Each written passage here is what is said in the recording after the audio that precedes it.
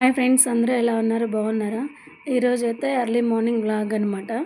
నేనైతే లంచ్ బాక్సెస్లోకి తోటకూర పప్పు చేస్తున్నాను. ఇదైతే కొంచెం త్వరగా అయిపోతుంది కుక్కర్లో పెట్టేస్తే. అందుకోసం నేను పప్పు చేస్తున్నాను. ఈ పప్పులోకి కావాల్సినవి ఒక టమాటో, ఆనియన్, పచ్చిమిర్చి, ఒక చిన్న సైజు తోటకూర కట్ట, ఒక గ్లాస్ పప్పుకి 2 గ్లాసెస్ వాటర్ అనమాట. మనం ఏ గ్లాస్తో అయితే పప్పు తీసుకుంటామో ఆ గ్లాస్తో 2 గ్లాసెస్ వాటర్ వేసుకోండి.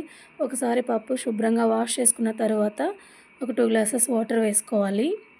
ప్రాసెస్లో చేస్తే చాలా ఈజీగా అయిపోతుంది అండ్ ఎట్ ఏ టైం చాలా టేస్టీగా కుదురుతుంది. ఇది ఈజీగా అర్థమయ్యే ప్రాసెస్, మీకు ఒకసారి ట్రై చేయండి ఇలా. ఓకే, మనం ఇప్పుడు ఒక గ్లాస్ పప్పుకి 2 గ్లాసెస్ వాటర్ వేసుకున్న తర్వాత దీనిలోకి తోటకూర యాడ్ చేయాలి. ఆ తర్వాత టొమాటో, ఆనియన్, పచ్చిమిర్చి ఇవన్నీ ముక్కలుగా కట్ చేసి వేసుకోవాలి. ఈరోజు మీరందరూ ఏం డిష్ ప్రిపేర్ చేశారో లంచ్లోకి నాకు కామెంట్ చేయండి.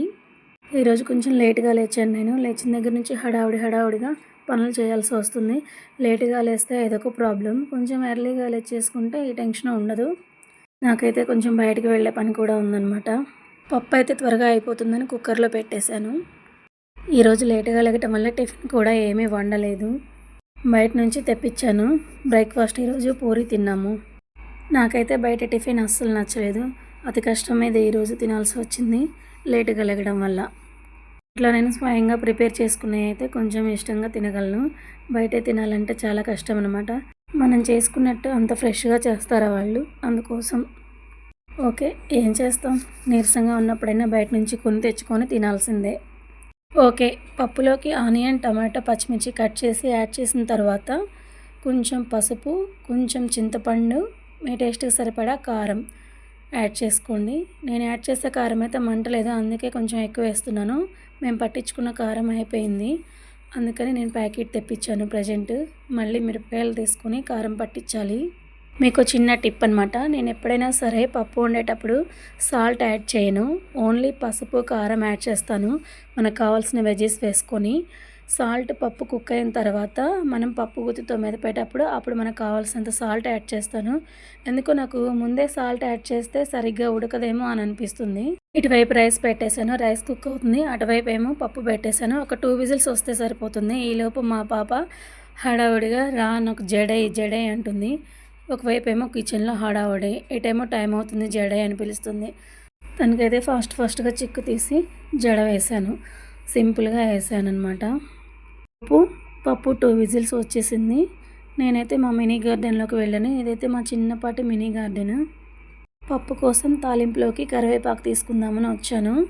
అయితే ఒక 1 డే వాటర్ వేయలేదు, చెట్లకి వడబడినట్లు అయిపోయాయి. ఇదే మా కరివేపాకు చెట్టు. సూపర్ స్మెల్ వస్తుంది, చాలా ఫ్రెష్గా ఉంటుంది.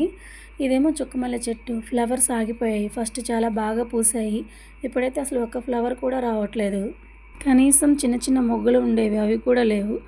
ఇటు సైడ్ అయితే తమలపాకు చెట్టు ఉంది. చిన్న మొక్క వేసాను, ఫుల్గా అల్లుకొని పోయింది పై వరకు. ఈ తమలపాకులు అయితే చాలా పెద్దగా ఉంటాయన్నమాట.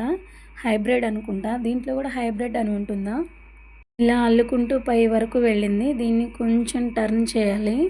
ఇటువైపు ఏమో తులసి మొక్క అనమాట, నేను పూజించుకోవడానికి. ఇటువైపు ఏమో అలోవెరా, ఎప్పుడైనా హెడ్కి అప్లై చేసుకోవడానికి అలోవెరా అనమాట. గులాబీ చెట్టు కూడా ఉంది మా మినీ గార్డెన్లో. పెద్ద ఫ్లవర్స్ ఒక 10 అట్లా పూసాయి. తర్వాత పూలు పూయటమే ఆగిపోయింది. ఇదేమో షో ప్లాంట్. ఇటు సైడ్ వచ్చేసి క్రింద గులాబీ చెట్టు కూడా వేశాను. పెద్ద ఫ్లవర్స్ రెడ్ కలర్లో బాగా పూసేవి. ఇప్పుడు ఎందుకో సడన్గా పూయటం ఆగిపోయి, కనీసం మొగ్గలు కూడా లేవు. ఎండ సరిగ్గా తగలకపోవటం వల్ల ఏమో నాకైతే అర్థం అవ్వట్లేదు. మీ దగ్గర ఏదైనా టిప్ ఉంటే చెప్పండి రోజ్ ఫ్లవర్స్ పూయడానికి. సో ఇది ఫ్రెండ్స్ ఇవాల్టి వ్లాగ్. ఈ వీడియో నచ్చితే లైక్ చేయండి, షేర్ చేయండి, కామెంట్ చేయండి అండ్ నా ఛానల్ సబ్స్క్రైబ్ చేసుకోండి. Bye friends.